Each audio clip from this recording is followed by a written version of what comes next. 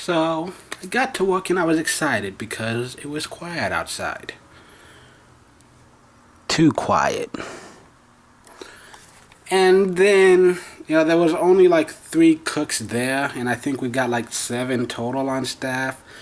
And so, yeah, there's just, 4 people total in the back house, then they're not expecting much. And so I'm thinking, easy day. Wrong. Because even though my official title is dishwasher, I was there for 5 hours before I ever actually touched a single dish. Because usually the first 2 hours I'm cleaning the restaurant, so that much I'm used to, like, cleaning the floors, washing the windows, cleaning the toilets, making sure the bathrooms are all neat and shiny for when total strangers go take their shits. And then, after about 2 hours, usually I'll take a quick break to eat something. They'll usually make some food ready for us, which is that's just standard when you're in a restaurant. So I eat mine a little bit later than everyone else, but like the funhouse stuff has got to get done before we open. There's just no stopping that. And so, like, even without taking a food break, I'm always end up late, 10 minutes late anyways. But yeah, and so then so by the time I finished all the stuff that I have to do daily and was about to start the dishes, they were like, "Oh, we're slow today, so you're gonna help us out with some of our prep stuff." So I did that. They're letting some cream go bad on the shelf for some reason. I don't understand what they're doing. They like to do a lot of like food experiments where they let food go like bad on purpose, because sometimes food, when it, like, I don't know, that you have to explain, they can explain it better, but there are certain foods that if you let it like, it doesn't necessarily expire, but if you let it sit, it just like transforms into something else, and then they use it for something. I don't understand this bullshit, but that's what they do. All I know is their food tastes fucking great, so they can do whatever the hell they want with it. So yeah, and then I rubbed salt on pig legs. Well, no, wild boar. Just rubbed salt all over them. And then chopped up some onions and some squash. And yeah. And so all of that was like, so just everything together combined. It wasn't until like 8:30 that I actually started doing plates and stuff and the pots and pans. And even then, there wasn't really that much. It's just that it had been stacked up for over 6 hours, because they actually get there like before me. I think the very first person opens the restaurant at like 1 o'clock, so that's already like 2.5 hours of work before I even show up. So that's already a bunch of pots and pans there, and then the 2 hours while I'm doing the other stuff, and then today these other hours. And so yeah, there's usually always a pile. That's just how it is. If there's not a pile, something's wrong. But oh well, technically something's right. But I digress. But still, they helped me out at the end of the night, and Lord have mercy, I actually got out at 11. That's the earliest I've been out in almost 2 weeks. Like, I actually got out at 11, and I'm home like on the same day that I left. It is 2 minutes to midnight. So I'm not uploading it till tomorrow morning, but I'm home before like it changed a day. Like, I'm home on the same day that I left, and that's great. Also, I found a new sense of, what's the word, resolve. So those of you who were around in summer, you heard a bit about the fiasco. I tried something on my own, it didn't work, and I've been in a state of flux, just thinking, what do I do with my life now? Because I don't want to be a dishwasher for the rest of eternity. So where do I go from here? And so, I mean, I'm sitting there and I'm just thinking, this is my life. I'm rubbing salt on a dead pig. Why? And so I don't know, that made me decide. That made me decide that fuck it. I gotta try. I mean, there's only one life that I can really envision myself being happy living, and so I've gotta pursue it. But do I want to go back to school and possibly spend like another 5 or more years just learning a bunch of shit that I might never actually need, just to end up working a minimum wage cameraman job at a television station, reporting news and shit. I don't know if that path is really going to work out for me. It might not be worth it. And so then I thought, let's go back to what we were doing before, because I don't necessarily want to be in Hollywood. And I don't want just a camera job just so I can say I'm working in media or something. I just, like, the whole reason I wanted to learn about all this shit, the whole reason I wanted to get involved was so that I could get my own personal stories out there.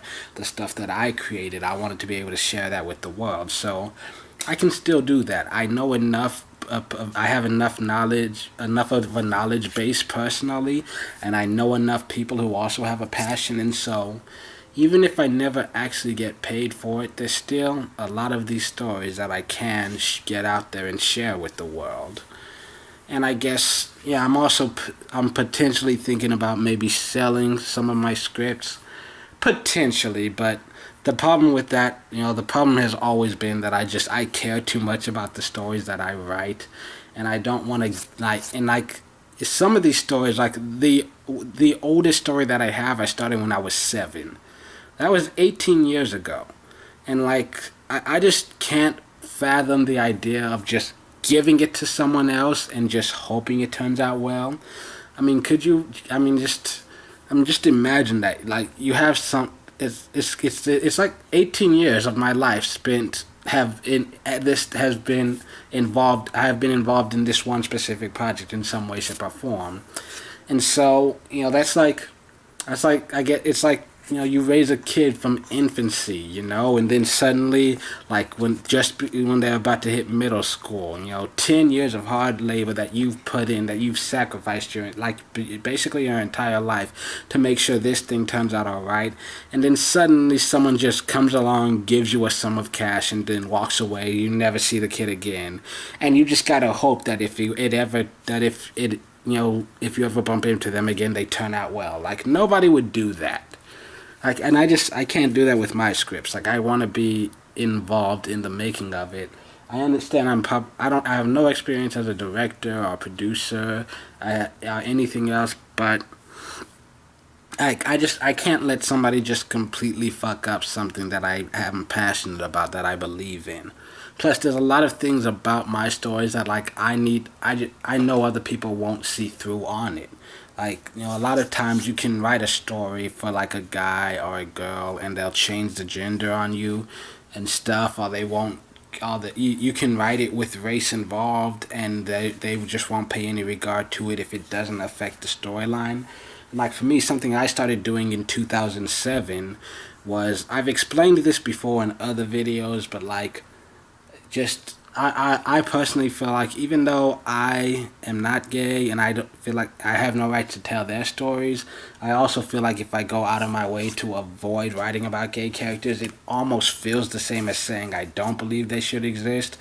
And so for me, I go out of my way to try to include, like, LGBTQ plus characters in all of my storylines. I try to include as many diverse races as I can when I'm creating these characters. And especially with romance, I refuse to show a traditional relationship in any of my stories. That's one of the staples of everything I've ever written. And and by traditional relationship, I mean, like, if you look at the majority of Hollywood, it's like one white guy dates one white girl. But in every single story I write, I refuse to let that happen. A white man will never date a white woman in any story I write. If my main character is a white man, he is not allowed to date a white woman. If he dates someone white, it has to be another man. Otherwise, it's going to be someone of a different race.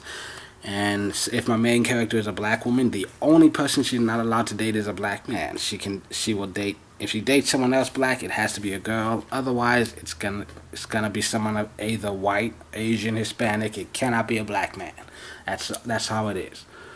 And so for me, because even though you're seeing it more and more in television nowadays than you used to before, it's still somewhat rare at times to see both gay relationships and interracial relationships. And so that's something that I want to include in every single story that I ever write.